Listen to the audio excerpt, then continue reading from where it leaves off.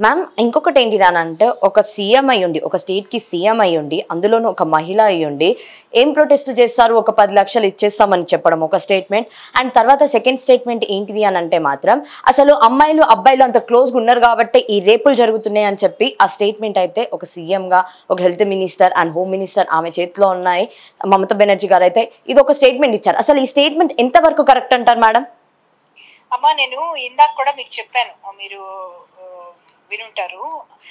ఆమె స్వయంగా మహిళ మహిళ ఒక మహిళా ముఖ్యమంత్రిగా 4వ సారి చేస్తుంది. ఆమె అడ్మినిస్ట్రేషన్ కి కొత్త కాదు. ఆమె ఎలా చేయాలి అడ్మినిస్ట్రేషన్ అని తెలియని మనిషి కాదు.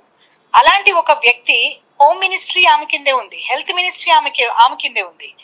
ఇంకా ఆమె దేనికోసం ఆమె రోడ్ ఎక్కిందో నాకైతే అర్థం కాలేదమ్మా. ఇంకొకటి ఏంటంటే ప్రతిసారి ఇలాంటి ఇన్సిడెంట్ జరిగినప్పుడు ఈ ఘటనలో కూడా ఫస్ట్ కామెంట్ ఆ ప్రిన్సిపల్ రిపోర్ట్ ఎట్లా అన్నాడంట, ఆమె ఎందుకు నైట్ టైం తిరిగిందని. ఈ అమ్మాయి తిరిగిందా? ఈ అమ్మాయి పడుకుంది, పని చేసి భోజనం చేసి వెళ్ళి పడుకుంది. ఈ నైట్ టైం అమ్మాయి తిరగాల్సిన అవసరం ఏంటి అని కామెంట్ ఆయన చేశాడు అనేది అప్పట్లో వచ్చింది. దాని తర్వాత ఆయన ఖండించాడు. ఇది మహిళలకు ఎప్పుడు జరిగినా అమ్మా ఏదో ఒక కామెంట్ మహిళల్ని అంటారు. దీన్ని విక్టిమ్ షేమింగ్ బ్లేమింగ్ అంటాం మనం. ఇప్పుడు ఒక్కోసారి అంటారు ఆమె డ్రెస్సింగ్ అలా ఉంది కాబట్టి అలా చేసుకున్నారు, ఆమె అలా బిహేవ్ చేసింది కాబట్టి అలా చేసుకున్నారు, ఆమె అలాంటి ప్లేసులకి వెళ్ళింది కాబట్టి అలా అయ్యింది, స్ట్రేంజర్స్ తో మాట్లాడారు కాబట్టి ఇలా అయ్యింది, మహిళలు బార్లకి క్లబ్లకి తిరుగుతున్నారు కాబట్టి ఈ మధ్య ఇలా అవుతుంది. ఇట్లా వాళ్ళ వస్త్రధారణ మీదో వాళ్ళ ఫ్రెండ్షిప్స్ మీదో లేకపోతే ఏదో ఒకటి ఇట్లా మాట్లాడతారు వాళ్ళు వెళ్ళిన ప్లేస్లని. మీరు గమనిస్తే భారతదేశంలో ఇప్పుడు 6 నెలల పసిపిల్ల మీద కూడా జరుగుతున్నాయండి. మరి 6 నెలల పసిపిల్లని చూస్తే ఎవరికన్నా కోరిక వస్తుందా? ఏం డ్రెస్ వేసుకుంది అని చెప్పి అమ్మాయి మీద వస్తుంది. ఎక్కడికి వెళ్ళిందని అమ్మాయిని చేస్తారు, ఆ చిన్న పాపని. అట్లాగే సొంత ఫాదర్ తాగిన మత్తులో డ్రగ్స్ మత్తుల్లో ఆడపిల్లల మీద అఘాయిత్యాలు చేస్తున్నారు. అక్కడ ఫాదర్ అనేవాడు స్ట్రేంజర్ అవుతాడా? ఫాదర్ తెలిసిన వాడే కదా. ఇన్ఫాక్ట్ మోస్ట్ రేప్ కేసెస్ తెలిసిన వాళ్ళే చేస్తారు. మోస్ట్ రేప్ కేసెస్ లో పర్పెట్రేటర్స్ విక్టిమ్స్ కి తెలిసిన వాళ్లే ఉంటారు. అట్లాగే రాత్రిపూట తిరిగారు కాబట్టి అంటారు. ఏం డే లైట్ జరగట్లేదమ్మా రేప్స్? బార్స్ అండ్ క్లబ్స్ కి వెళ్ళటం ఏంటి? గుళ్ళకి వెళ్తే కూడా ఇక్కడ మన హైదరాబాద్ లో కూడా గుళ్ళో పూజారి చేశాడు ఒక ఆవిడ్ని. ఈ మధ్య కూడా మనం చదివాము తమిళనాడుకి ఒక తీర్థయాత్రకి వెళ్ళిన ఒక మహిళ మీద చేశారు అని. బట్టలు అరకొరగా వేసుకున్న వాళ్ళ మీద, రివీలింగ్ గా వేసుకున్న వాళ్ళ మీద జరుగుతున్నాయంటే మన నన్స్ కూడా చేస్తున్నారు కదా. మన నన్స్ పై నుంచి కిందికి with due respect to them వాళ్ళు బట్టలు ధరించే ఉంటారు కదా. మరి ముసలి వాళ్ళు, పెద్ద వయసు వాళ్ళు, 85 ఏళ్ల వాళ్ళని కూడా వదిలిపెట్టట్లేదు కదా. మరి వాళ్ళు పబ్స్ కి వెళ్తున్నారా? వాళ్ళు ఏమైనా రివీలింగ్ క్లోత్స్ వేసుకుంటున్నారా? క్వశ్చనబుల్. ఇప్పుడు ఆమె బార్ లో పాటలు పాడుతుందనో బార్ లో డాన్సులు చేస్తుందనో రేప్ చేశారు అంటే మరి అట్లా అనుకుంటే ఈమె డాక్టర్ వృత్తి మనకు తెలుసు, అన్నిటికన్నా చాలా పవిత్రమైన వృత్తి, బాగా రెస్పెక్ట్ ఉండే వృత్తి అది. సో మీరు చేసే వృత్తికి సంబంధం లేదు, మీరు వేసుకునే బట్టలకి సంబంధం లేదు, మీరు ఎక్కడికి వెళ్తున్నారనే సంబంధం లేదు, రాత్రి పగల అనే తేడా లేదు, నీకు ఆ పర్సన్ తెలుసా తెలియదా అనేది తేడా లేదు. మేడం ఫైనల్ గా ఒకటి చెప్పండి, అసలు ఇలాంటి పని చేసిన వాళ్ళని ఖచ్చితంగా బయటికి తీసుకురావాలనేది ఫస్ట్ డిమాండ్ మనందరికి. మరి తీసుకొచ్చిన తర్వాత నెక్స్ట్ ఇమీడియట్ గా తీసుకోవాల్సిన నెక్స్ట్ యాక్షన్ ఏంటిది మ్యామ్? మన ఇండియన్ జ్యుడిషియల్ సిస్టమ్ అమ్మ, మనకి లెక్కకు మించిన చాలా బలమైన చట్టాలు, అద్భుతమైన చట్టాలు ఉన్నాయి, చాలా మంచి చట్టాలు ఉన్నాయి. కొత్త చట్టాలు మనకు అవసరం లేదు. మీరు అడల్ట్ రేప్స్ కానీ, చైల్డ్ రేప్స్ కానీ, ఎనీ లైంగిక దుశ్చర్యలు అన్నిటికి కూడా మన చట్టంలో చాలా బలమైన శిక్షలు ఉన్నాయి అన్ని ఉన్నాయి. మనకి ఎక్కడ ప్రాబ్లం వస్తుందంటే, మనకి ఇప్పుడు సపోజ్ ఇన్వెస్టిగేషన్ ఫస్ట్ ఎఫ్ఐఆర్ దగ్గర నుంచి మొదలుపెట్టి వాళ్ళ మీద ఛార్జ్ షీట్ పడేంత వరకు చాలా లెందీ ప్రాసెస్ ఉంటుంది. దానికి అనేక కారణాలు ఉన్నాయి. ఫోరెన్సిక్ ల్యాబ్స్ తక్కువ ఉండడము, పోలీస్ వాళ్ళకి చాలా మందికి ఇప్పుడు అంటే సిటీస్ లో కొంచెం 2 టైర్ 1 టైర్ సిటీస్ లో ఓకే గానీ, బట్ మీరు రూరల్ సైడ్ కి వెళ్తే వాళ్ళకి సీన్ ఆఫ్ అఫెన్స్ ప్రొటెక్ట్ చేయడం కూడా తెలియదు చాలా వరకు. సో అలాంటి వాళ్ళందరినీ కొంచెం ఎడ్యుకేట్ చేయాల్సిన అవసరం ఉంటుంది. అట్లాగే ఇన్వెస్టిగేషన్ వీలున్నంత ఫాస్ట్ గా చేయాలి. అట్లాగే ఫోరెన్సిక్ ల్యాబ్స్ పెంచాలి. ఫోరెన్సిక్ ల్యాబ్స్ జనరల్ గా సెంట్రల్ ల్యాబ్స్ అయితే విత్ ఇన్ 2-3 days రిపోర్ట్స్ ఇస్తాయి, మిగతా అయితే ఇంకా ఎక్కువ టైం పడుతుంది. సో ఆ టైం కట్ డౌన్ చేయాలి. ఆ టైం కట్ డౌన్ చేసి ఆ రిపోర్ట్స్ తొందరగా వచ్చేట్టు చూడాలి. అట్లాగే దానికి ఫాస్ట్ ట్రాక్ కోర్ట్స్ ఉండాలి. రెగ్యులర్ కోర్ట్స్ లో అయితే తారీఖ్ పే తారీఖ్ అన్నట్టు ముందుకు జరుగుతూనే ఉంటుంది, ఏళ్ళు గడిచిపోతూ ఉంటది. అట్లా కాకుండా వాటికి ఫాస్ట్ ట్రాక్ కోర్ట్స్ పెట్టి ఇంత టైం లిమిట్ అని పెట్టే టైం లిమిట్ లో చెయ్యాలి. దానికి సెపరేట్ గా కొంతమందిని పెట్టాలి. అంటే judicial staff, police staff, prosecuting staff వీళ్ళందరినీ సెపరేట్ గా పెట్టాలి. వాళ్ళని పెట్టకపోతే అవ్వదు. ప్రతి కేసు ఇప్పుడు రోజు జరుగుతున్నప్పుడు ప్రతి కేసుకి కూడా కోర్టులు ఇంటర్వ్యూన్ అవ్వలేవు. ప్రతి కేసుకి ప్రజలు రోడ్డు మీదకి ఎక్కలేరు. ఒక సిస్టమ్ రావాలి మనకి. సిస్టమ్ SOP అంటాం కదా, సిస్టమ్ ఆపరేటెడ్ ప్రాసెస్ అని. ఒక సిస్టమ్ రావాలి. మనిషికి వెన్నులో భయం వచ్చినప్పుడు మాత్రమే ఇలాంటివి ఆగుతాయి. ఒక మనిషి వెన్నులో భయం వస్తుంది, ఇది చేస్తే నేను ఇంకా బయటికి రాలేను అనేది. ఇవాళ రేపేమవుతుంది, వెళ్తున్నారు సరే, కొంతమందికి శిక్షలు పడుతున్నాయి. పడిన వాళ్ళు ఏంటి, వాళ్ళు తర్వాత ఫ్యామిలీని కలవాలనో లేకపోతే పిల్లలకి అదో, తల్లిదండ్రుల కొంట్లో బాగాలేదో, వాళ్ళ కొంట్లో బాగాలేదో అని చెప్పి ఆ రీజన్ ఈ రీజన్ అని బయటకు వస్తున్నారు బెయిల్స్ మీద వచ్చి మళ్ళీ వెళ్తున్నారు. సో వాళ్ళకేంటంటే అదేదో పెద్ద స్ట్రింజెంట్ పనిష్మెంట్ లాగా అనిపించట్లేదు. అలాంటివన్నీ క్యాన్సిల్ చేసి ఇలాంటి నేరాలు చేసిన వాళ్ళకి క్యాపిటల్ పనిష్మెంట్ పడితేనే, ఇంత భయానకమైన వాళ్ళకి క్యాపిటల్ పనిష్మెంట్ ఉంటేనే కొంచెం మార్పు వస్తుందమ్మా. ఓకే, వీళ్ళకేదో సాధారణంగా జైలు శిక్ష వేసి వీళ్ళకి బెయిల్స్ ఇవన్నీ ఉండే విధంగా చేస్తే వీళ్ళకి భయం ఉండదు, వేరే వాడికి కూడా భయము ఇది ఉండదు. ఇంకొక ఇంపార్టెంట్ థింగ్ ఏంటంటే, రెండు ఆల్కహాల్, డ్రగ్స్, ఈ రెండు వెరీ ఇంపార్టెంట్ కాజెస్ అమ్మా. ఈ రోజుల్లో ఈ అత్యాచారాలు పెరగడానికి ఈ రెండు చాలా చాలా చాలా ఇంపార్టెంట్. మూడో ఇంపార్టెంట్ కాజ్ ఏంటంటే పోర్న్ కంటెంట్. పోర్న్ కంటెంట్ విచ్చలవిడిగా దొరుకుతుంది. అన్ఫార్చునేట్లీ డేటా ఫ్రీ అయిన తర్వాత ఫోన్స్ లో ప్రతి ఒక్కడు కూడా ఆ పోర్న్ కంటెంట్ వాచ్ చేస్తున్నారు. పోర్న్ కంటెంట్ డైరెక్ట్ గా వాచ్ చేసే వాళ్ళు కొంతమంది అయితే OTT ప్లాట్ఫామ్స్ మీద విచ్చలవిడిగా అసలు సెన్సారింగ్ అనేది లేకుండా వస్తుంది, యూట్యూబ్ లో కానీ ఇవి కానీ.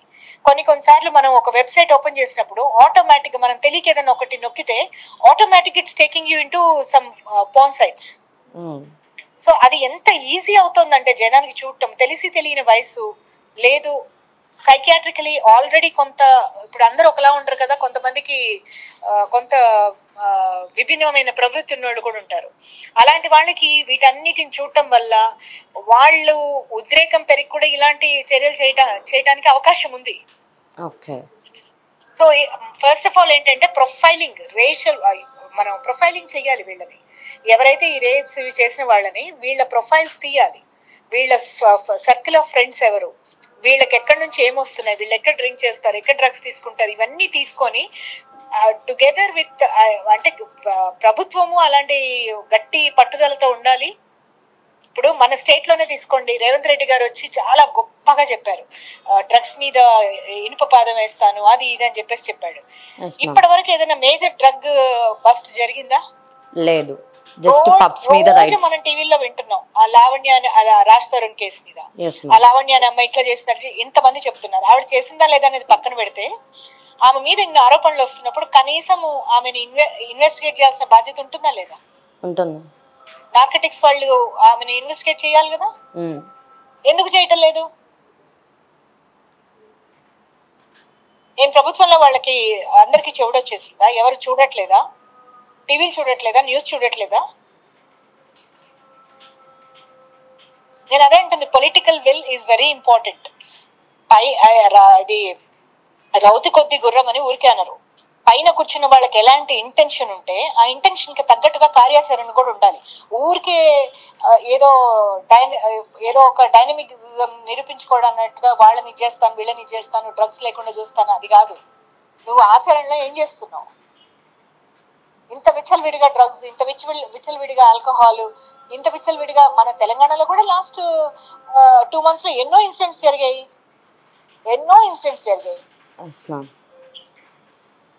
ఇది ఈ రోజు వస్తే మనం మాట్లాడటం కాదమ్మా, దీని మీద 3-4 ఏళ్ల నుంచి గట్టిగా మాట్లాడుతున్నాము. నేషనల్ హ్యూమన్ రైట్స్ కమిషన్ కి రిపోర్ట్ చేశాము, ఇక్కడ స్టేట్ హ్యూమన్ రైట్స్ కమిషన్ కి రిపోర్ట్ చేశాము, చిల్డ్రన్ దీనికి రిపోర్ట్ చేశాము, చైల్డ్ రైట్స్ వాళ్ళకు కూడా. ఎందుకంటే పసిపిల్లల మీద 6 నెలలు 2.5 ఏళ్ళు ఇలా పసిపిల్లల్ని కూడా వదలటం లేదు. సో దీనికి ఏంటంటే first of all civil society నుంచి గట్టి ఇది రావాలి. ఇవాళ డాక్టర్లు ఒక్కళ్ళే కాదు రోడ్లు ఎక్కాల్సింది, ప్రతి ఒక్కళ్ళు రోడ్డు ఎక్కాలి, ప్రతి ఒక్కళ్ళు రోడ్డు ఎక్కాలి. మన పక్కింట్లే కదా తగలబడిపోతుందని వదిలేస్తే ఆ నిప్పు మన ఇంటికి కూడా అంటుకుంటుంది. సో ప్రతి ఒక్కళ్ళు దాని మీద ఒక ఫోకస్డ్ గా ఫైట్ చేయాలి, దాని మీద అవేర్నెస్ ఉండాలి. అప్పుడు మాత్రమే ప్రజలు ఎప్పుడైతే ఒక ఇష్యూని టేకప్ చేస్తారో అప్పుడు డెఫినెట్ గా ప్రభుత్వాలు కదులుతాయి, జ్యుడిషియరీ కదులుతుంది. ఇవాళ జ్యుడిషియరీ ఇంత యాక్టివ్ అయ్యి చేయడానికి కారణం ఏంటి? స్టూడెంట్స్ అందరు రోడ్డు మీదకి వచ్చారు, డాక్టర్స్ స్ట్రైక్, యూత్ అంతా వచ్చారు, మహిళలందరూ వచ్చారు. పశ్చిమ బెంగాల్లో మహిళలందరూ, no I'm not talking about doctors, general people నేను అంటుంది.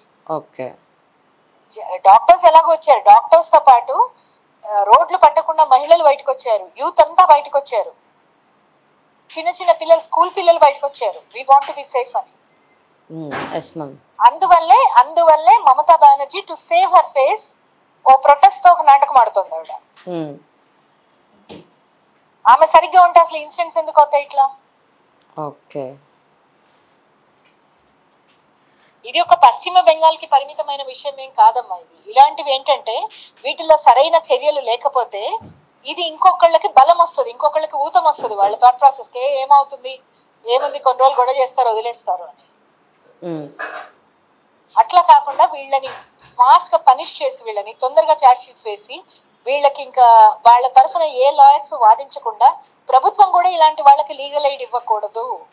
ఎందుకంటే మన కాన్స్టిట్యూషన్ లో ఏముంటుందంటే ఎవరైనా లీగల్ ఇది అఫోర్డ్ చేయలేకపోతే వాళ్ళకి ప్రభుత్వమే ప్రొవైడ్ చేయాలని ఉంటుంది. ప్రభుత్వం కూడా ఇలాంటి నేరస్తులకు ఇవ్వకూడదు. ఇవి క్షమించరాని నేరాలు. ఒక వ్యక్తి ప్రాణం తీయగలిగేంత క్రూరత్వం ఉంటే ఇంత క్రూరంగా, ఇప్పుడు ఒక కోపంలో ఏదైనా తాత్కాలికమైన ఆవేశంలో నువ్వు చంపేస్తే అదొకలాగా ఉంటుంది, దాని మీద మాట్లాడటం అనేది. లేదు, ఒక వ్యక్తి మీద నీకు కక్ష ఉండి చేసావు అనుకో, అది ఇంకొకలాంటి డిఫెన్స్ ఉంటుంది. ఆ వ్యక్తి నీకేదైనా అన్యాయం చేస్తేనో, లేతే నీ తాలూకు ఏదైనా కబ్జా చేస్తేనో, ఏదైనా గొడవ అయ్యి నువ్వు పొడిచావు వాళ్ళని అంటే అది ఇంకో విధమైన డిఫెన్స్ అనుకోవచ్చు. ఇక్కడ ఏంటి, ఒక డాక్టర్ 36 గంటలు వేరే వాళ్ళ కోసం కష్టపడి పేషెంట్ల కోసము ఆమె అలసిపోయి నిద్రపోతుంటే ఆమె మీద దుశ్చర్య చేసి చంపడం అనేది ఇది అత్యంత దారుణమైన విషయము. It is an act of violence. So this has to be taken up in such a way that people should shudder even to think of touching a girl. Okay. ఒక అమ్మాయిని ముట్టుకోవడానికి కూడా వెన్నులో వణుకు పుట్టే విధంగా ఉండాలి పనిష్మెంట్స్, అప్పుడు కానీ ఇలాంటి వాగవు. So ma'am, thank you ma'am, thank you so much. చాలా వాల్యుబుల్ వర్డ్స్ అయితే ఈరోజు మాకైతే చెప్పారు. Thank you so much ma'am. Thank you అమ్మా. సో ఇది పరిస్థితి ఏంటిది అని అంటే మాత్రం అసలు ఇది ఒక వెస్ట్ బెంగాల్కే కాదు, మిగతా అన్ని రాష్ట్రాలకి సంబంధించి కూడా ఇది ఒకటి ఉంది. ఏంటిది అని అంటే ఫస్ట్ మన జ్యుడిషియరీ అనేది స్ట్రాంగ్ ఉండాలి. అండ్ తర్వాత మనకి ఏదైనా ఉంది అని అంటే ఒకవేళ ఏదైనా అన్యాయం జరిగితే దానికి అంటే జస్టిస్ చాలా ఫాస్ట్గా ఉంటే బాగుంటుంది అని చెప్పి అయితే ఆమె చెప్పడం జరిగారు. మేడం అయితే చాలా బాగా చెప్పారు, ఏమేమి చెప్పాలో, ఏ పాయింట్స్ ఉన్నాయి, అసలు ఎక్కడ మనము మైనస్ అయ్యాము, ఇక్కడ ఏంటిది మన జ్యుడిషియరీ ఎలా ఉంది, ఆ ప్రాసెస్ ఎలా చేస్తున్నాం మనము, మన జ్యుడిషియరీ ఎందుకు వెనకాల పడిపోతుంది అని అంటే మాత్రం ఇది. కానీ ఇప్పుడు ఏంటిది అని అంటే మాత్రం ఏదైతే వెస్ట్ బెంగాల్లో ఉందో ఆ హైకోర్టు కానివ్వండి, తర్వాత సుప్రీంకోర్టు కూడా చాలా అంటే చాలా ఫాస్ట్గా దీని మీద ఒకటి సుమోటో తీసుకొచ్చి వచ్చింది. కాబట్టి కన్ఫామ్గా దీనికంటూ ఒక జస్టిస్ జరుగుతుంది. ఎవరైతే ఆ డాక్టర్ చనిపోయారో ఆమె చావుకు ఒక జస్టిస్ అనేది ఖచ్చితంగా జరుగుతుంది అని చెప్పి అయితే అందరూ అనుకుంటున్నాము. అండ్ ఖచ్చితంగా మా అందరికీ జస్టిస్ అయితే కావాలి. అప్పటిదాకా మేము పోరాడుతూనే ఉంటాము. అండ్ ఖచ్చితంగా మా ఓకే టీవీ తరపున కూడా మేము ఖచ్చితంగా పోరాడి ఏదైతే ఆ జస్టిస్ జరగాలో ఆ జస్టిస్ జరిగేదాకా అయితే ఇక్కడ నుంచి కూడా మేము పోరాడి మా వాయిస్లను అయితే మేము వినిపిస్తాము. మా వాయిస్లు కాకుండా తర్వాత నెక్స్ట్ ఇంకెవరున్నా కూడా వాళ్ళ వాయిస్లను కూడా తీసుకొచ్చి ఖచ్చితంగా మొత్తం అందరికీ రీచ్ అయ్యేలా అయితే చూస్తూనే ఉండండి ఓకే టీవీ లేటెస్ట్ అప్డేట్స్ కోసం.